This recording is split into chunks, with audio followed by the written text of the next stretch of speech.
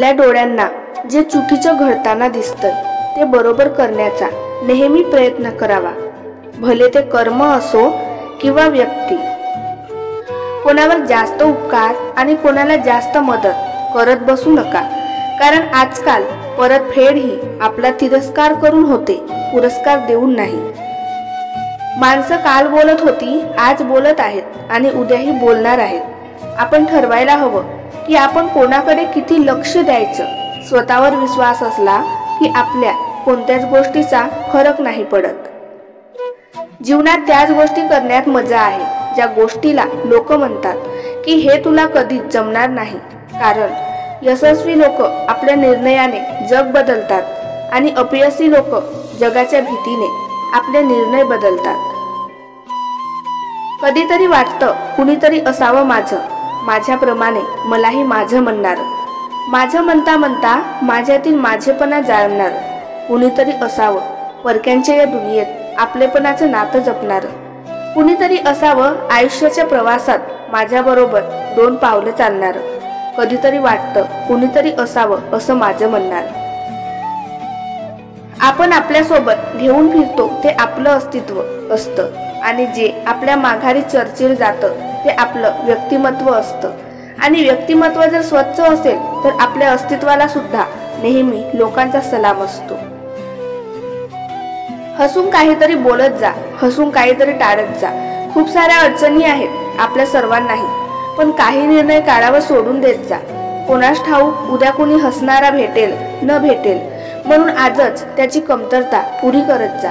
आयुष्य खूप सुंदर आहे, एकमेकांना समजून घ्या व जीव लावा। प्रकृतीने माणसासमोर अगदी शेवटच्या क्षणापर्यंत 2च मार्ग ठेवले आहेत, एक तर देऊन जा, नाहीतर सोडून जा। कारण सोबत घेऊन जाण्याची कोणतीही व्यवस्था निसर्गाने करून ठेवलेली नाही।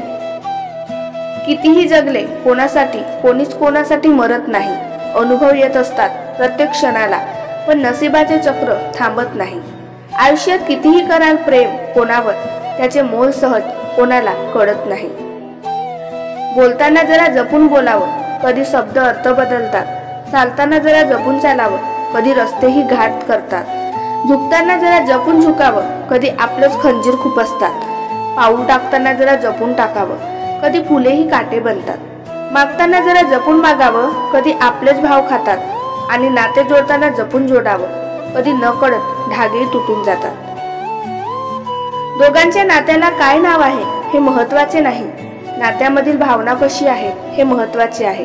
राधा आणि कृष्ण हे फक्त एकमेकांचे सखे सोयरे होते, पण अजूनही संपूर्ण जग त्यांना बेस्ट कपल म्हणतात। प्रेम म्हणजे मिळवणं नाही, प्रेम म्हणजे देणं असतं। हे देणं म्हणजे त्याग, दान काही नसतं। मनाने मनाला दिलेलं हे सोनं असतं। ती आपली नाही म्हणून जग संपत नसतं। तिच्या सुखासाठी नाही, तिच्या आठवणीतल्या हास्यासाठी आपण आनंदी राहायचं असतं। ब्रेकअप जरी झालं तरी त्याच्या आठवणीत आपलं मन दुखवायचं नसतं। आयुष्य ही एक अशी ट्रेन आहे जी जन्मापासून मृत्यूपर्यंत सुख दुःखाच्या वेगवेगळ्या प्लॅटफॉर्मवर थांबते आणि आपल्याला अनुभवाचं तिकीट घेण्यासाठी प्रत्येक स्टेशनवर उतरायला भाग पाडते। लोकांना आपण का खटकतो? आपण वाईट वागतो म्हणून नाही, तर त्यांच्या मनासारखे वागत नाही म्हणून। स्पष्ट बोलणाऱ्याला खूप मित्र मिळत नाही, पण चांगले मित्र नक्की मिळतात। माणसाचा स्वभाव हा प्रामाणिक असावा, कारण ओळख जरी नावाने होत असली तरी आठवण नेहमी माणसाच्या स्वभावाचीच होते। खरं बोलून मन दुखावलं तरी चालेल, पण खोटं बोलून आनंद देण्याचा प्रयत्न करू नका। आयुष्यातील काही गोष्टी कबड्डीच्या खेळाप्रमाणे असतात। तुम्ही यशाच्या रेषेला हात लावताच लोक तुमचे पाय पकडायला सुरुवात करतात।